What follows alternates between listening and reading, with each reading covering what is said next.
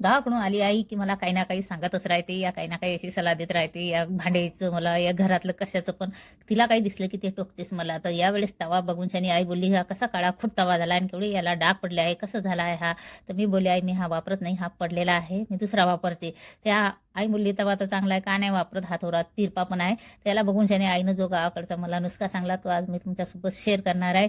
हा तवा मस्त नसा आईनं जो नुसका सांगला मस्त असा चांदीसारखा चमकेन आणि हे डाग वगैरे तुम्हाला दिसत आहे पूर्ण निघून जातील आणि काहीच वेळ नाही, कमीत कमी टायमामध्ये तुम्हाला हा नुसका मी सांगणार आहे. कारण की आई जी आहे तेच गावाकडे तेच तवासाठी यूज करता. ॲल्युमिनियमचा तवा असो या लोखंडाचा तवा असो, ज्या नुसक्याने आईनं जे सांगलं आहे त्याच नुसक्याने आपण हा तवा आज साफ करणार आहे. तर हा थोडा तिरपाई होता, तर मीनं थोडी खलबत्याच्या मुठीनं ठोकून शनी याला प्रयत्न केले. पण म्हटलं जाऊ द्या, पहिले याला आपण साफ करून घेऊ, नंतर याला ठोकून ठाकून सिधं करूया. ते बघा याला थोडासा हा तिरपा आहे, तर म्हणून मी याला वापरत नव्हती, हा टाकून दिला होता आणि मी दुसरा वापरते. माझ्याकडे याच्यापेक्षा मोठा साईज आहे, हा थोडा लहान पण होता. पण तवा बघून शनी आई बोलले, छान आहे, याला काय झालं, याला चांगला कर आणि जे सांगितलं आहे तुला त्याचप्रमाणे हा तवा साफ कर. तर चला, आईनं ज्या नुसका सांगितला आहे त्या नुसक्यानुसार आपण हा तवा आज मस्त साफ करणार आहे. तर गॅस ऑन केली मी. गॅस मोठीच ठेवायची. आता याच्यावरती आपण तवा ठेवूया आणि तवा आपल्याला मस्त असा गरम होऊ द्यायचा आहे. आपण भाकरी चपात्या बनवतो ना, एकदम गरम याच्यावर तसा गरम होऊ द्यायचा आहे एकदम. आता तोपर्यंत आपण एक वाटी घेऊया. या वाटीमध्ये मी निरमा घेतली, कोणतीही निरमा घेऊ शकता आपली कपडे धुवायची. आता यामध्ये जो नारळ आपण शिलतो, नारळाचा जो भूर पडतो तो भूर हा टाकला आहे यामध्ये. तर नारळ याच्या 2 ट्रिका सांगितल्या आहे मी, की नारळ पटकन कसं फोडायचं आणि तुकडे न पडता नारळ दोन्ही नारळ एकदम पूर्ण वाट्याच्या वाट्या कशा काढायच्या, त्याचा व्हिडिओ बनवून शाने मी अपलोड केला आहे. तुम्हाला बघायचं असेल तर बघू शकता. छान असे व्ह्यूज आले आहे. आता हा जो नारळाचा भूर आहे हा निरमामध्ये मी असा मिक्स करून घेते. निरमा आणि नारळाचा जो बुरादा आहे तो व्यवस्थित असा मिक्स करून घेतला मी. आता आपल्याला कोणतंही कुच्चीचा वापर न करता, जे ताराची घासणी राहते भांडे घासायची आपली, त्याचा वापर न करता ह्या जो नारळाची साल आहे याने आपल्याला तवा साफ करायचा आहे. तर हे घेतल्या थोडासा. आता आपण यांनी तवा मस्त असा चांदीसारखा चमकून घेऊया. तर तवा एकदम गरम झालाय. आता याच्यावरती आपल्याला निरमा आणि हे जे नारळाचा जो बुरदा आहे हा पूर्ण टाकून द्यायचा आहे. तर खिडक्या वगैरे किचनच्या थोड्याशा उघड्या ठेवायच्या, कारण की यांना थोडासा असा धुपूट होऊन जातो किचनमध्ये. तर खिडक्या वगैरे उघड्याच ठेवायच्या आणि हे पूर्ण आपल्याला असं फैलून द्यायचं आहे पूर्ण या तव्यावरती. म्हणजे जे तेलगटलापणा असतो, चिकटपणा असतो, ते व्यवस्थित असं पूर्ण कारपट होऊन जाते आणि लवकर निघाले त्रास नाही होत. तर पूर्ण टाकून द्यायचा आहे पूर्ण निरमा. पूर्ण नारळ कशी फोडायची 2 ट्रिका सांगितल्या आहेत. त्याचा व्हिडिओ अपलोड केला आहे. तर त्याच्यावर एक कमेंट आला, एकच कमेंट आला की बाबा तुम्ही काय बोलता आम्हाला नाही कळत. तर सर्वची भाषा थोडी वेगवेगळी राहते. माझी भाषा जी आहे ते विदर्भातली आहे. तर बरेच आता पूर्ण यूट्यूबवर व्हिडिओ अपलोड केले की पूर्ण महाराष्ट्रातले लोक बघतात. तर त्याच्यामुळे थोडंसं बरेच लोक येले थोडीशी लँग्वेज माझी लक्षात येत नाही, त्यासाठी सॉरी. तर विदर्भातली भाषा बोलते मी, म्हणून तुम्हाला थोडासा प्रॉब्लेम येत असेल, ऐकायला या समजत नसेल.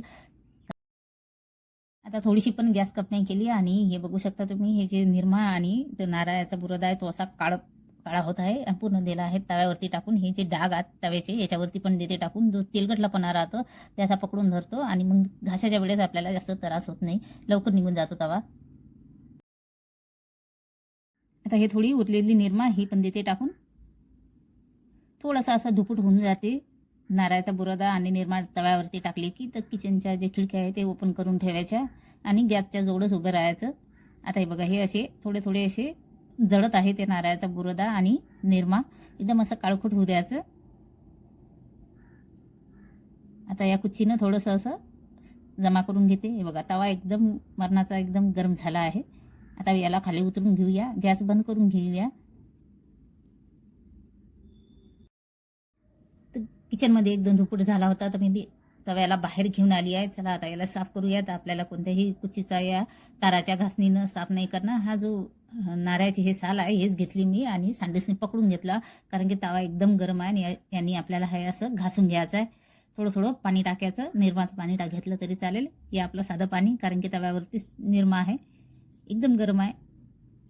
तर थोडं थोडं पाणी टाकायचं. आता ही जी कुच्ची आहे ही पण हाताला माझ्या चटके लागत होते, तर आणखी थोडीशी मी जास्त घेतली आणि सांभाळून करायचं, हातबोटं जळले नाही पाहिजे. जास्त नारळाची कुच्ची जी आहे ते जास्त घेतली तरी चालेल, हातामध्ये लय मोठी. आता ही कमी पडत आहे थोडीशी, तर आणखी घेते मी. थोडं पाणी टाकते पहिले.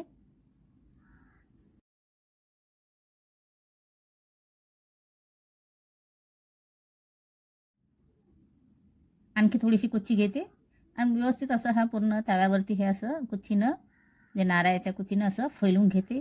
जो तेलकटलापणा चिवटपणा आहे तो पूर्ण असा निघून जाते. तवा खूप गरम आहे तर सांडसनच पकडून घ्यायचा. लगेच असं हाती या कपड्या नाही पकडायचं, सांडसनं पकडायचं. आणि असं हा नारळाची जी कुच्ची आहे हे अशी मोठे घ्यायची आणि पूर्ण असा घासून घ्यायचा व्यवस्थित. लहान होते तेव्हा आम्ही ही जी नारळाची साल आणि चुलीतली जे राख आहे त्याने भांडे घासायचे आणि भांडे मस्त असे चांदीसारखे चमकायचे. आता साबणं निघले, आता साबणानं पण असे भांडे निघत नाही. असे या नारळाच्या सालीनं आणि राख राहायची चुलीची, त्याने भांडे घासायचे. कोण घासले आहे राखीनं आणि नारळाच्या कुच्चीनं नक्की कमेंटमध्ये सांगा. कारण की लग्नाच्या आधी तर मी काही साबणाचे वापर नाही केला, या लिक्विड वगैरे नाही. इकडे वापरता आम्ही, पण गावाकडे अजिबात नाही कोणी जास्त वापरत. आता बी भांडे बायका चुलीतल्या राखीनं घासता माझ्या माहेरी आणि सासरी पण. आता तवा थोडासा थंडा झाला आहे आणि मी हाताने पकडून शानी व्यवस्थित, आता तुम्ही बघू शकता तव्याचे जे साईडचे जे पूर्ण डाग आहेत ते पूर्ण निघून गेले आहेत. हे बघा, पूर्ण निघून गेले आहे. मधामध्ये आहे काळा, आणखी थोडंसं घासूया म्हणजे चांगला असा पांढरा शुभ्र निघेन. आता व्यवस्थित अशी किनार पकडून व्यवस्थित पूर्ण घासून घ्यायचं, म्हणजे मागची बाजू पण घासल्या जाते व्यवस्थित. असं घासून घेतला की आणि समोर पण घासल्या जाते थोडासा. आता हा तुम्ही बघू शकता बराच घासला गेला आहे. हे बघा, तव्याची जी किनार आहे ते एकदम पूर्ण निघून गेली आहे. बघू शकता जे धापेनं बसलेले होते तेला पाण्याने ते पूर्ण निघून गेले आहे. आतमध्ये हा जो डाग आहे हा काढून घ्यायचा आहे. आता थोडाफार निघला आहे पण पूर्ण काढून घ्यायचा, एकदम पांढरा शुभ्र असा करून घ्यायचा आहे आपल्याला. तर ही जी नारळाची साल आहे आता यांनी नाही निघणार, हा थोडा टाइम लागेल. तर आपल्याला लवकरात लवकर तवा साफ करायचा आहे. त्यासाठी मी एक इटाईचं कोर घेतलं, एक छोटं. हे असं याच्यापेक्षा छोटं असलं या मोठं असलं तरी चालेल, कोणतंही घ्यायचं, पण इटाईचं कोर घ्यायचं. हे बघा असं घेतलं. आता हे आपल्याला थोडंसं पाणी टाकायचं आहे पहिले तव्यावरती आणि पुन्हा हा घासून घ्यायचा आहे. याला काहीच वेळ लागत नाही, एकदम लवकरात लवकर घासले जाते. हे थोडंसं निरमाचं पाणी टाकलं आणि पूर्ण घासून घ्यायचा. एकदम याने ना पांढरा शुभ्र तवा निघते. तुम्ही ॲल्युमिनियमचा तवा एकदम असो या आपला लोखंडी असो, लोखंडी तर थोडा काळसळत दिसतो, पण हा जो ॲल्युमिनियमचा तवा आहे हा एकदम आपल्या इटाईच्या कोराने एकदम पांढरा शुभ्र निघून जातो आणि वेळ पण कमी लागतो. पूर्ण असा घासून घेते. आता थोड्या टायमानंतर जो आपला काळाखूट तवा आहे तो बघूया एकदम असा पांढरा शुभ्र निघला आहे काय. तर थोडंसं पाणी टाकते आता, पाण्याचा हात लावून छानी. हे बघा मस्त असा पांढरा शुभ्र निघला आहे, काहीच टाईम लागत नाही. एक छोटंसं इटाईचं कोर असं थोडंसं वेळ फिरून घेतलं. हे बघा, पटकनी कोणताही साबणाचा या ताराच्या कुच्चीचा वापर न करता तवा मस्त असा निघून गेला आहे. थोडासा हाताने अजून थोडा साफ करून दाखवते. हे बघा एकदम पांढरा झाला आहे. असं वाटत नाही तो जो काळाखूट तवा हा तोच तवा आहे का, एकदम असा नवा दिसत आहे एकदम. चला याला स्वच्छ धुवून घेते आता. तर तवा मस्त असा स्वच्छ धुवून घेतला आहे. तुम्ही बघू शकता पूर्ण काळे डाग निघून गेले आहे, एकदम नवा दिसत आहे. हे बघा मस्त पूर्ण गोल साईजनं पूर्ण काळे धब्बे एकदम चिकटलेले असे लागलेले होते तेला पाण्याचे, पण आता काही दिसत नाही आहे. मस्त असा तवा पांढरा शुभ्र एकदम चांदीसारखा चमकत आहे. नारळाच्या कुच्चीनं साईडचं जो चिकटपणा आहे, जे धब्बे आहेत ते आणि निर्माण ते तर निघून जाईल, पण आतमध्ये जो काळा असा डाग पडलेला असतो हा खूप जुना असतो. तो त्याला काळ्यासाठी तुम्हाला थोडंसं जे इटाईचं जे कोर आहे ते त्याचा वापर करावाच लागेल. तर थोडंसं घासून घ्यायचं, एकदम मस्त असा हा पांढरा शुभ्र तवा होऊन जाते. थोडासा घासायला थोडासा टाईम लागतो, पण तवा एकदम नवीनच दिसतो. तर तुम्हाला आजचा हा व्हिडिओ आवडला असेल तर लाईक आणि शेअर नक्की करा. आणि हो, इटाईच्या कोऱ्याचा थोडासा वापरच करायचा. खूप मस्त असा पांढरा शुभ्र हा चांदीसारखा तवा निघून जाते ॲल्युमिनियमचा. तर नक्की एक वेळा हे जे ट्रिक आहे ते वापरून बघा. तर तुम्हाला आजचा हा व्हिडिओ आवडला असेल तर प्लीज लाईक शेअर नक्की करा. चॅनलवर नवीन असाल तर सबस्क्राईब करा. आणि बघा तवा मस्त असा निघला आहे.